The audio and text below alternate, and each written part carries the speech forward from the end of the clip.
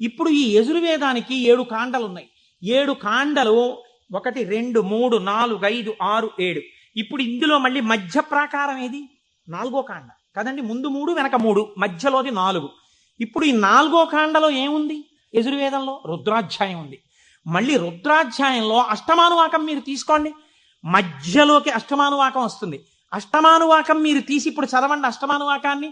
నమ సోమాయ చ రుద్రాయ చ నమస్తామ్రాయ చ అరుణాయ చ నమ సింగాయ చ పశుపతయే చ నమ ఉగ్రాయ చ భీమాయ చ నమో అగ్రే వధాయ చ దూరే వధాయ చ నమో హంత్రే చ హనీయసే చ నమో వృక్షేభ్యో హరికేశేభ్యో నమస్తారాయ నమ శంభవే చ మయోభవే చ నమ శంకరాయ చ మయస్కరాయ చ నమ శివాయ చ శివతరాయ చ.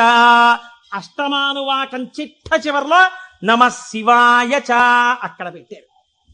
ఈ నమ శివాయ చాకి ముందు ఏం పెట్టారు? మయస్కరాయ చ. మయస్కరాయ చ అంటే గురువు. గురూపదేశంతో పంచాక్షరిని పొందాలి. మయస్కరాయ చ ఈ గురువుల పరంపరలో మొట్టమొదట లోకంలో శివనామాన్ని ప్రచారం చేసి అద్వైత సిద్ధి వైపుకు నడిపించిన వాళ్ళు ఎవరు? నమ శంకరాయ చ. శంకర భగవత్పాదులు. ఆ శంకర భగవత్పాదులు ఎవరు? శంకరుడే. ఎలా చెప్పగలరు? రుద్రాధ్యాయంలోనే అభిషేక మంత్రాల్లోనే ఒక చోటు ఉంది, నమ కపర్దినేచ వ్యుక్తకేశాయ చ అని. కపర్దినేచ అంటే పెద్ద జటాజూటం ఉన్నవాడు, వ్యుక్తకేశాయ చ అంటే అసలు వెంట్రుకలు లేనివాడు, మొత్తం పూర్ణమండలం చేయించేసుకుని గుండు చేయించేసుకుని ఉన్నవాడు. అలా ఎలా కుదురుతుందండి? పక్కనే ఉన్న నామంలో పెద్ద జటాజూటమా, ఆ పక్కనే ఉన్న నామంలో ఒక్క వెంట్రుక కూడా లేనటువంటి గుండుతో ఉన్నవాడా? ఈ రెండు ఎలా సమన్వయం అవుతాయి అంటే పెద్దలన్నారు, నీ ఇష్టం వచ్చినట్టు చెప్పడానికి వీల్లేదయా, అలా వ్యుక్తకేశాయచ గుండుతో శివుడున్నాడని ఎక్కడైనా చెప్పారా అంటే వ్యాస భగవానుడు వాయుపురాణంలో చెప్పారు గుండుతో శివుడున్నాడు అని. గుండుతో శివుడు ఎక్కడున్నాడు? ఎందుకంటే దక్షిణామూర్తిగా కూడా జటాజూటంతో ఉంటారు, శివుడిగా జటాజూతంతో ఉంటారు. పూర్ణముండనంతో గుండు చేయించుకున్నటువంటి శివస్వరూపం లేదు. మరి వాయుపురాణం ఎలా చెప్పింది ఉన్నాడని అంటే, వాయుపురాణం ఒక విషయాన్ని వ్యాస భగవానుడు ప్రతిపాదన చేస్తూ చెప్పారు. చతుర్భిః సహ శిష్యైస్తు శంకరో అవతరిష్యతి. 9 శిష్యుల మధ్యలో కూర్చుని గుండుతో ఉండి మీద బట్ట కప్పుకున్న సన్యాసి రూపంలో ఎవరు కనపడుతున్నాడో ఆయనే పరమశివుడు అని చెప్పింది. ఇప్పుడు 9 శిష్యుల మధ్యలో కాషాయ బట్ట ఇలా గుండు మీద వేసుకుని చేతిలో వేదాలు పట్టుకుని ఇలా చిన్ముద్ర పట్టి కూర్చున్నది ఎవరండి? శంకరాచార్య స్వామి. నమ కపర్దినేచ పరమశివుడు, వ్యుక్తకేశాయ చ శంకరాచార్యుల వారు. కాబట్టి ఇప్పుడు ఈ శంకరాచార్యుల వారు ఎవరు? పరమశివుడే. రుద్రాధ్యాయంలో రహస్యంగా చెప్పేసింది. ఎప్పుడో రాబోయేటటువంటి శంకరావతారాన్ని రుద్రాధ్యాయం చెప్పింది. ఆయన్ని మయస్కరాయచ, ఆ శంకరుల గురు పరంపర ఉన్నదే అది సదాశివ సమారంభాం లేకపోతే నారాయణ సమారంభాం వ్యాస శంకర మధ్యమాం అస్మదాచార్య పర్యంతాం వందే గురు పరంపరాం. ఆనాడు పరమశివుడు కపర్ది అని ఇంత జుత్తుతో ఉన్నవాడి నుంచి ప్రారంభమైనటువంటి ఈ గురు పరంపర మధ్యలో శంకరాచార్య స్వామి ఉంటే, ఈనాడు నాకంటి ఎదుట నాకు శంకరాచార్య స్వరూపమై నన్ను నిలబెట్టి ఆశీర్వదించి నడుపుతున్నటువంటి నా గురువు బ్రహ్మశ్రీ మల్లంపల్లి అమరేశ్వర ప్రసాద్ గారి వరకు ఆ గురు పరంపరయే నడుచుచున్నది. ఎవరికి వారి గురువు వరకు ఇలాగే చెప్పుకుంటాం. సదాశివ సమారంభాం శంకరాచార్య మధ్యమాం అస్మదాచార్య పర్యంతాం వందే గురు పరంపరాం. ఈ గురువు ఏం చేస్తున్నారు? మీకు నడుబడి నేర్పుతున్నారు. ఈ గురువు ఏం చేస్తున్నారు? ఉదారమూర్తి అయి మిమ్మల్ని ఆశీర్వదిస్తున్నారు. ఈ గురువు ఏం చేస్తున్నారు? మీ ఉద్ధరణ కోసం ఈశ్వరుణ్ణి ప్రార్థన చేస్తున్నారు. అటువంటి గురువే ఈశ్వర స్వరూపుడై ఉన్నాడు. ఎప్పుడెప్పుడు లోకంలో వేద ప్రమాణాన్ని చెడగొట్టడానికి అవైదికమైనటువంటి వాదనలు ప్రబలుతాయో అప్పుడప్పుడు పరమేశ్వరుడే బయలుదేరి వచ్చి అవతార స్వీకారం చేశారు. కృష్ణ భగవానుడు కూడా చేశాడు గీతా ప్రచారాన్ని. మహానుభావుడై ప్రస్థానత్రయంలో ఒకటండి భగవద్గీత.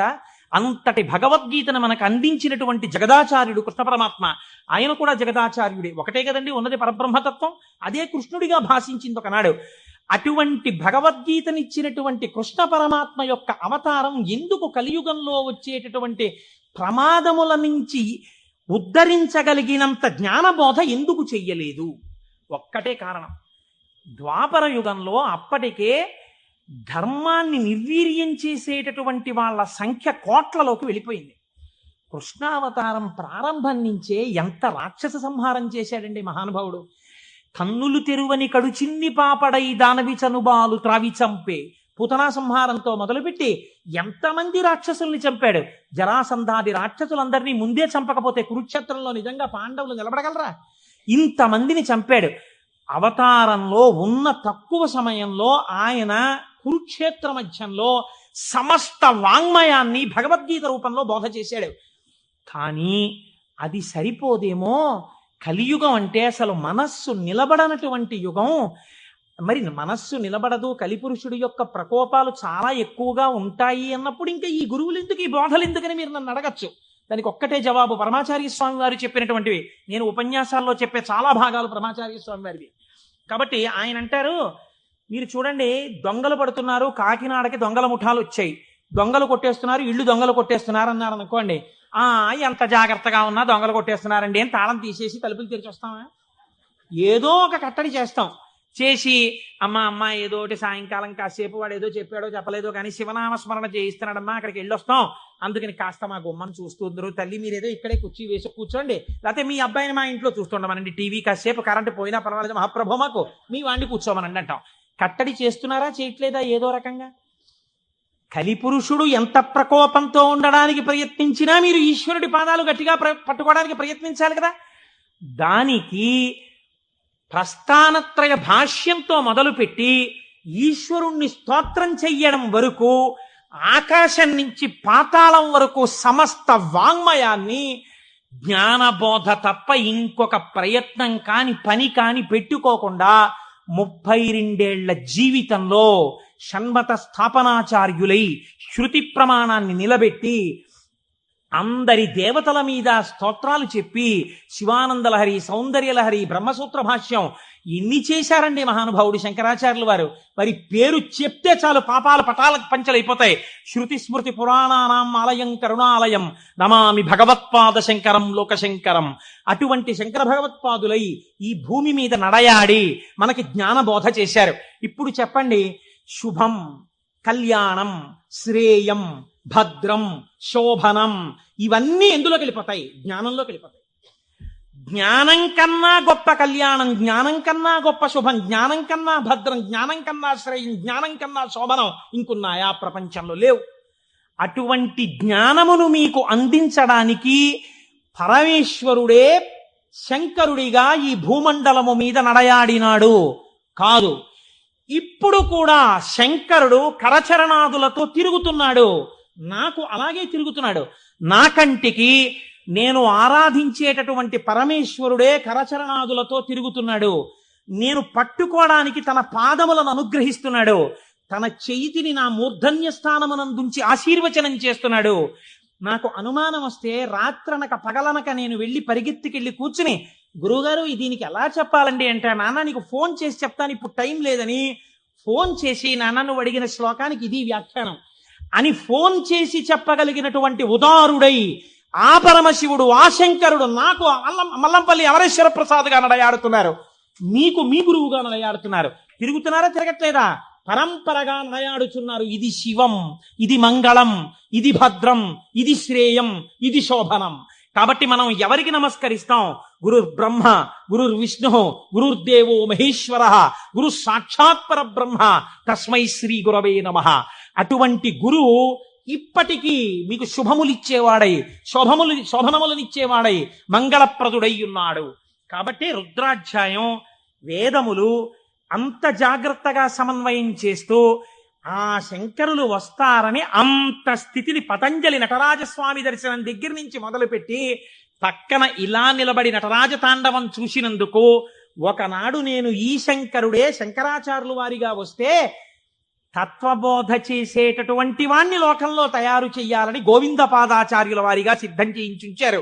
కాబట్టి మన ఆర్ష జాతి, మన సనాతన ధర్మము, మన పురాణములు ఎంత గొప్పవో, ఆ శివ అన్న మాట ఎంత గొప్పదో, ఆ శివం అన్న మాట ఎంత భద్రమో, ఎంత శ్రేయస్కరమో దాని గురించి వింటే, దాని గురించి తలుచుకుంటే ఎంత పరవశమో.